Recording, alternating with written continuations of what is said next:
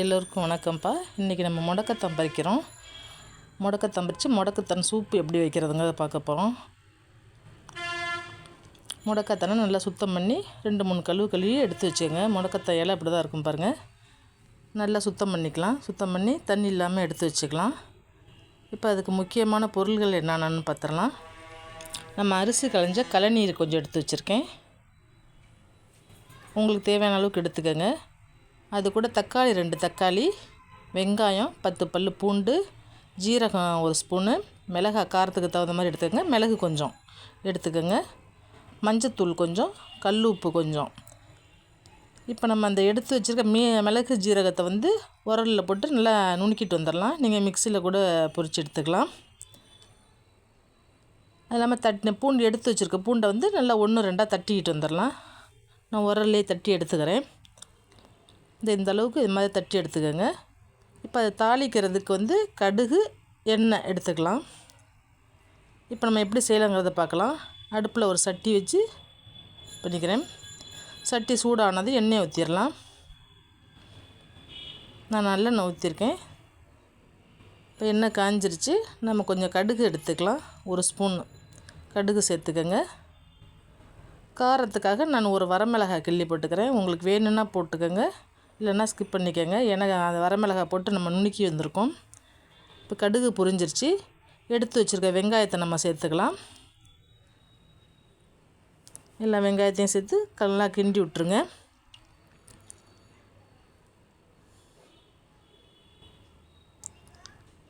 நல்லா பொன்னிறமாக வர வரைக்கும் நல்லா கிண்டிடலாம். அடி பிடிக்காமல் கிண்டி விட்டுருங்க. இப்போ நல்லா இந்த அளவுக்கு வந்துடுச்சு பாருங்கள். இப்போ நம்ம எடுத்து வச்சுருக்க பூண்டு தட்டி வச்சுருக்கோம் பாருங்கள். அந்த பூண்டை அதோட சேர்த்துடலாம். சேர்த்து அதை ஒரு நிமிஷம் அப்படியே கொஞ்சம் கிண்டி விட்ருங்க. இந்த பூண்டு பச்சை வடை போகிற மாதிரி.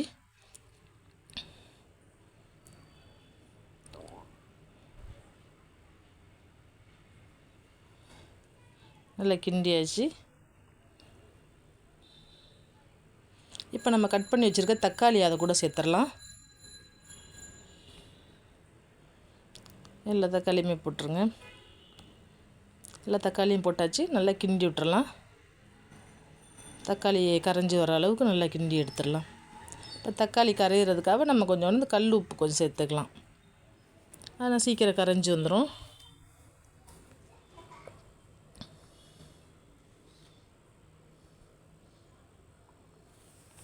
கொஞ்சமாக கல் உப்பு சேர்த்துக்கோங்க. சீக்கிரத்தில் அப்போ தான் கரையும் நமக்கு. நல்லா அந்த அளவுக்கு கரைஞ்சி வந்துருச்சு. இப்போ நம்ம பொடி பண்ணி வச்சுருக்கிற தூள் அதோடு சேர்த்துடலாம். சேர்த்து அதை ஒரு நிமிஷம் அப்படியே நல்லா கிண்டி விட்ருங்க. அந்த எண்ணெயிலேயே வெங்காயம் தக்காளி நம்ம வணக்கிறோம் பாருங்கள், அது கூட போட்டாக்க தான் கொஞ்சம் நல்லா வாடையாக இருக்கும் பாருங்கள். இப்போ போட்டப்போ நமக்கு நல்லா அதில் ஃப்ளேவர் கிடைக்கும். இப்போ நம்ம க்ளீன் பண்ணி வச்சுருக்க கீரை அதோடு சேர்த்து தண்ணி இல்லாமல் அதில் போட்டுருங்க. போட்டு அதையும் நல்லா கிண்டி விட்டுடலாம். நல்லா வெங்காயம் தக்காளியோடு சேர்த்து நல்லா வணங்கி வரட்டும். இந்த முடக்கத்தான் கீரை உடம்புக்கு ரொம்ப நல்லது. முடக்கு வாத்தை நல்லா சரி பண்ணுறதுக்கு உதவுதுமா. எலும்பு தேய்மானம், கை காலில் எலும்பு தேய்மானம் இருந்துச்சுன்னா அதை சரி பண்ணுறதுக்கும் உதவுது. நம்ம கை காலில் ஏற்படுற முடக்கு வலி இருக்குது பாருங்க, கை காலில் ஏற்படுற முடக்கு வலி அந்த இதை சரி பண்ணுறதுக்கு உதவுதுமா. இதை நம்ம தோசையாவோ இல்லை அடையாவோ துவையலாவோ செஞ்சு நம்ம உடம்புக்கு எடுத்துக்கிட்டோம்னா ரொம்ப நல்லது. அதோட இலை, காய், தண்டு எல்லாமே அது மருத்துவ குணங்கள் அதிகமாக இருக்குது. இந்த டயத்தில் நம்ம எடுத்து வச்சுட்டு கழனி அதை கூட சேர்த்துடலாம். நல்லா கீழே கொஞ்சம் வணங்கி வந்துருச்சு. கழனியை சேர்த்துக்கலாம். எடுத்து வச்சுருக்க மஞ்சத்தூள் கொஞ்சம் போட்டுக்கலாம். கல் உப்பு கொஞ்சம் சேர்த்துக்கங்க. ஏன்னா தக்காளியில் கொஞ்சம் கரைஞ்சி வரது போட்டிருக்கோம். அதனால் கொஞ்சமாக பார்த்துக்கிட்டு போட்டுக்கலாம். கொஞ்சம் கல் உப்பு சேர்த்துக்கலாம். போட்டு நல்லா கலந்து விட்டுறலாம். எல்லாம் ஒன்றோட ஒன்று கலந்து வச்சு ஒரு 10 நிமிஷம் நல்லா கொதியணும். ஃபஸ்ட்டு ஒரு 5 நிமிஷம் வச்சு மூடி வச்சிடலாம். அதுக்கப்புறம் எப்படி இருக்குன்னு பார்த்துட்டு திரும்பி வைக்கலாம். ஒரு 5 நிமிஷம் மூடி வச்சிடலாம். நல்லா கொதிஞ்சு வரட்டும். இந்த எண்ணெயை நம்ம ஒரு எண்ணெய் காய்ச்சி கை காலுக்கு வலிக்கு தேய்ச்சிக்கலாம். ரொம்ப நல்லது. இது புண்ணு காயமாக இருந்துச்சுன்னா அதை கூட சரி பண்ணுறதுக்கு உதவும்.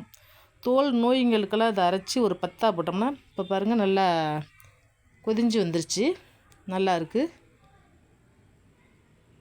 மூடி போட்டு இன்னும் ஒரு 5 நிமிஷம் வச்சிடலாம். கீரை கொஞ்சம் வேகாமல் இருக்குது. ஒரு 5 நிமிஷம் மூடி வச்சோம்னா கொஞ்சம் சரியாக வெந்துடும். இதை தோல் நோய்க்கு இதை அரைச்சி பத்து போட்டோம்னா அதுவும் சரி பண்ண உதவும். இந்த டயத்தில் உப்பு பார்த்துக்கலாம். உப்பு கொஞ்சம் பத்தலை, அதனால் போட்டு ஒரு 5 நிமிஷம் மூடி வச்சிடலாம். இப்போ ஒரு 5 நிமிஷம் ஆயிடுச்சு, திரும்பி பார்ப்போம். இப்போ பாருங்கள், கீரை நல்லா ரெடி ஆகிடுச்சு. இந்த கீரையிலே பேர் இருக்குது, முடக்கு வாயத்தை சரி பண்ணுறதுக்கு முடக்கை அறுத்தான் அப்படிங்கிறது முடக்கத்தான்னு நம்ம சொல்கிறோம். இது வந்து கேன்சர் செல்லை வந்து அதிகமாக குறைக்குதுன்னு சொல்கிறாங்க. உடம்பு வலி, கை கால் வலி, வீக்கம் இதெல்லாம் வந்து அதிகமாக இதை வந்து வாரத்துக்கு 2 முறை நம்ம உடம்புல சேர்த்துக்கிட்டோம்னா ரொம்ப நல்லது. ஏதோ ஒரு வகையில் நம்ம செஞ்சு சூப்போ, துவையலோ, அடையோ, தோசையோ ஏதோ மாதிரி செஞ்சு நம்ம குடித்தோம்னா உடம்புக்கு ரொம்ப நல்லது.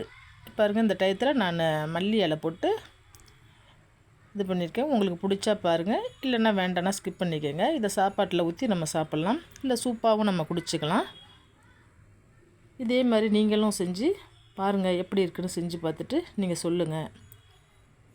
இப்போ 40 வயசு 45 வயசுலலாம் முடக்கு வலி வரும்னு சொல்லுவாங்க. இப்போல்லாம் 10 15 வயசுலலாம் கை கால் வலி, படி ஏறி இறங்குறதெல்லாம் ரொம்ப சிரமமாக இருக்குது. இந்த கீரை எங்கே பார்த்தாலும் விடாதீங்க. இந்த வீடியோ பிடிச்சினா லைக் பண்ணுங்கள், ஷேர் பண்ணிக்கோங்க, சப்ஸ்கிரைப் பண்ணுங்கள். தேங்க்யூ.